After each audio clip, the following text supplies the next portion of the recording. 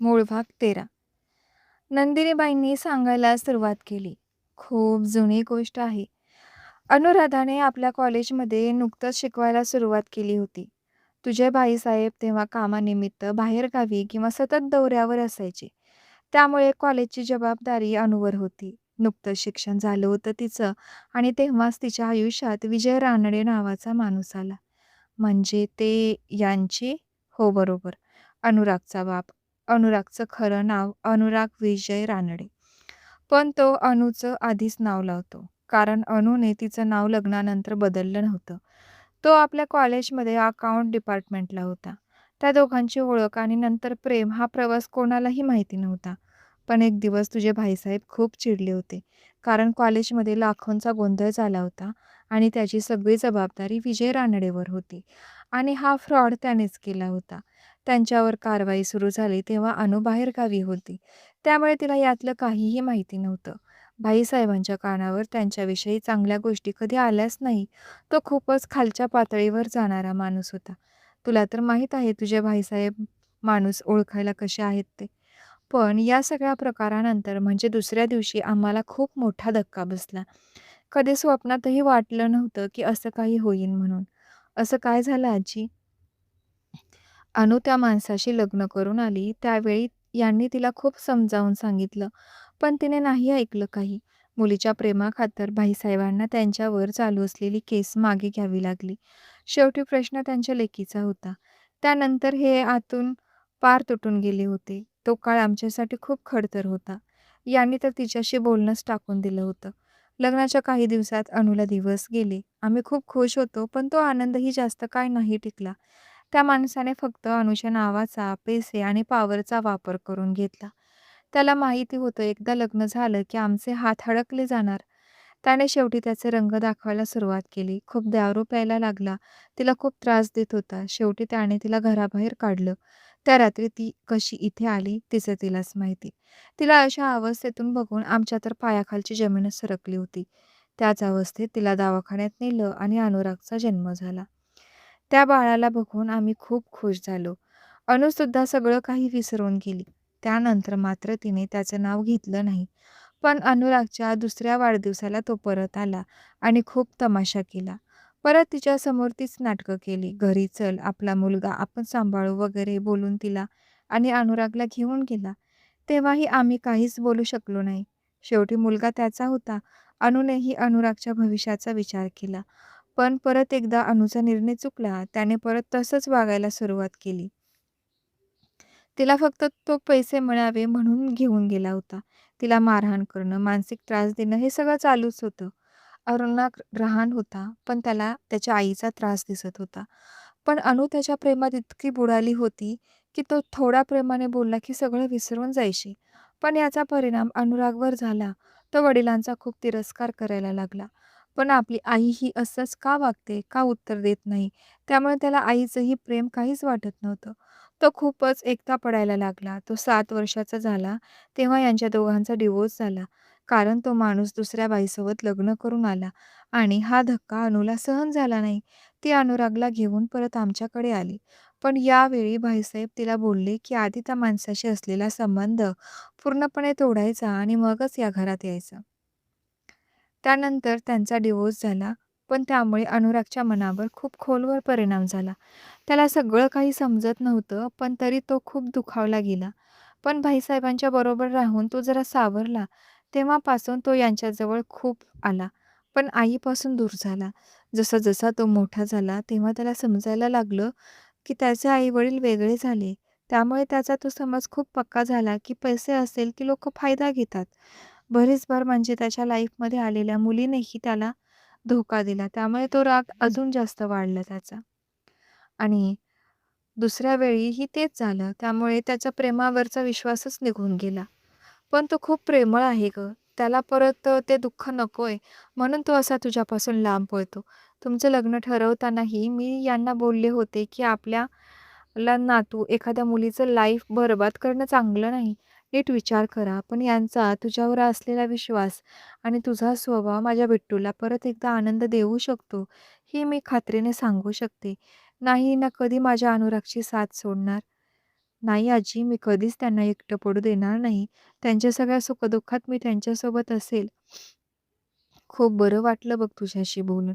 बरं चल, खूप वेळ झाला आहे. तू आराम कर, मी जाते. इतकं बोलून नंदिनीबाई खाली निघून गेल्या. पण निशी मात्र विचारात बुडाली. किती काय-काय फेस केलं आहे अनुरागने. बापरे! तिची आई आता काही वर्षच झालं आजारी आहे. तर तिला ते दुःख मोठं वाटतं तेच. पण अनुरागला लहानपणापासून ना वडिलांचं प्रेम नीट भेटलं ना आईचं. अनुराग, मी तुझा भूतकाळ तर नाही पुसू शकत, पण तू तुझं भविष्य तर आनंदाने सजवू शकतो ना. प्रत्येक व्यक्ती तशी नसते रे अनुराग. तुला माझ्या डोळ्यातलं प्रेम नाही दिसत का रे? पण ठीक आहे, तू नको काळजी करू. एक दिवस असा नक्की येईल, की तू माझ्यासाठी असलेलं प्रेम व्यक्त करशील. फक्त असं नको व्हायला, की तुला माझं प्रेम समजेल आणि तेव्हा खूप उशीर झालेला असेल किंवा कदाचित मी नसेलच. तिची या असल्या विचित्र विचाराने विचाराची तंद्रीच भंगली. "निशी, कसला विचार करते आहे? उठ लवकर, बरी हो. म्हणजे तुला तुमच्या नवऱ्याला पटवता आलं पाहिजे." काय जमाना आला आहे. इथे नवऱ्यालाच पटवावं लागत आहे. देवा, थोडी तरी दया दाखव रे या माझ्या मासूम भक्तावर. निशी गळा काढून वरती बघून हातवारे करत बडबडत होती. आज ती बराच वेळ झोपून होती. संध्याकाळी अनुराग घरी आला. त्याला निशीची काळजी वाटायला लागली होती. पण हे सगळं त्याच्या नकळत त्याच्याकडून घडत होतं. तो आला तेव्हा निशिता झोपूनच होती. ती असं झोपलेलं बघून त्याला वाटलं अजूनही तिला बरं वाटत नाहीये. तो पटकन फ्रेश झाला आणि तिचा ताप चेक करायला हात लावणार, तर त्याला सकाळचा प्रसंग आठवला.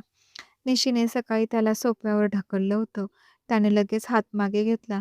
बिचाऱ्याने धसकाच घेतला होता तिचा. त्याने तिला आवाज दिला तेव्हा ती उठली. "सॉरी, तुम्ही कधी आलात? मी कशी काय इतका वेळ झोपून गेले माहिती नाही." तिची खूप धांदल उडाली. "ठीक आहे गं, आजारी आहेस ना तू. अजून थोडा आराम करायचा असेल तर कर. पण बरं वाटलं पाहिजे तुला." ती 2 मिनिटं तशीच त्याच्याकडे बघत बसली आणि तशीच उठून त्याच्याकडे गेली. तो परत घाबरला, पण ती तशीच त्याच्याकडे जात होती आणि तो मागे-मागे सरकत होता. तिने त्याला हात लावला आणि जोरात चिमटा काढला. तो खूप जोरात ओरडला, "अगं ये मूर्ख मुली, तुला देवाने अक्कलच दिली नाही का? बघावं तेव्हा डोक्यावर पडल्यासारखं वागत असते. माझं नशीबच फुटकं आहे. कसलं ध्यान माझ्या नशिबी आले. का काढला मला चिमटा, मूर्ख कुठली?" तो रागात तिला ओरडत होता आणि ही दात काढत होती. "ये बावळट, मी तुला ओरडतो आहे आणि तू काय मूर्खासारखा हसते आहेस? आता फिक्स झालं की तुम्हीच आहात म्हणून. मगाशी मला 2 मिनिट असं वाटलं की दुसराच कोणीतरी व्यक्ती माझ्या रूममध्ये घुसला. पण नाही, तुम्हीच आहात. म्हणजे काय म्हणायचं आहे तुला?" "अहो, म्हणजे तुम्ही आल्या-आल्या किती छान बोललात. म्हणून मला प्रश्न पडला की तुम्ही आहात की नाही. पण आता तुमची ओळख पटली. म्हणजे मी काय नेहमी ओरडून आणि चिडून बोलत असतो का? कारण लग्न झाल्यापासून तुम्ही फक्त ओरडूनच बोलत आहात माझ्याशी. मग मी तर काय करू?" तिने पटकन डोळे भरून आले तिचे आणि आपले अनुराग बाबा जरा नरमले. "जाऊ दे ते सगळं. आधी मला एक सांग, तुला आता बरं वाटत आहे का, की परत जायचं आहे हॉस्पिटलला?" "नाही, मी ठीक आहे आता." अनुराग तिच्याशी बोलून खाली निघून गेला. तीही उठून फ्रेश व्हायला गेली.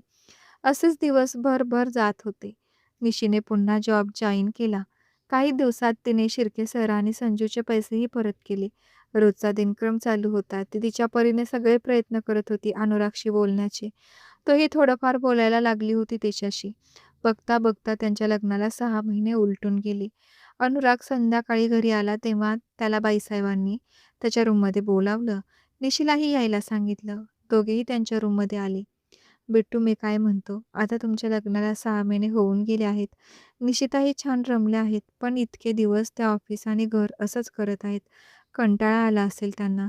तर काही दिवस तुम्ही दोघे बाहेर फिरून या." निशी, अनुराग दोघेही. "काय?" दोघेही एकसाथच ओरडले. त्यामुळे भाईसाहेब, नंदिनीबाई दोघेही दचकले. "अरे हळू, किती जोरात ओरडलात आणि तेही एकसाथ. सुनबाई, इतक्या दिवस बिट्टूसोबत राहून बाकी काही नाही, पण हा ओरडण्याचा गुण चांगलाच घेतलाय." "तसं नाही आजी, पण बाहेर फिरायला असं अचानक म्हणजे?"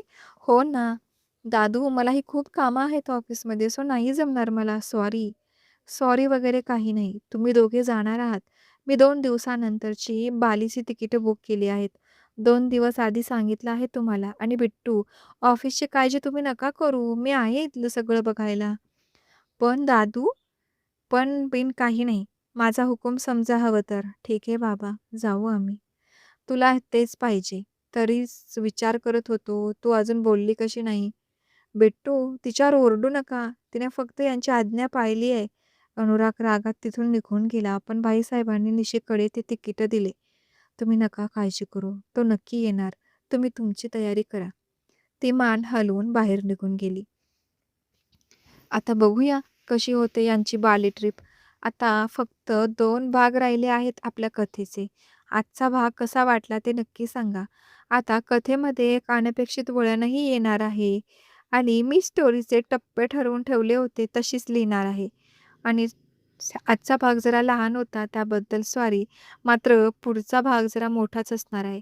त्यामुळे थोडा इंटरेस्ट आणि सस्पेन्स दोन्ही राहू द्या.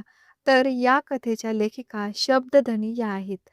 लेखिकेला तिच्या लिखाणाचं समाधान मिळावं यासाठी एक कमेंट नक्की करा आणि हो व्हिडिओ आवडला तर लाईक करा. चॅनलवर नवीन असाल तर सबस्क्राईब करा जेणेकरून याच कथेचा नवीन भाग तुम्हाला लवकर मिळेल. थँक यू फॉर वॉचिंग मन माझे चॅनेल.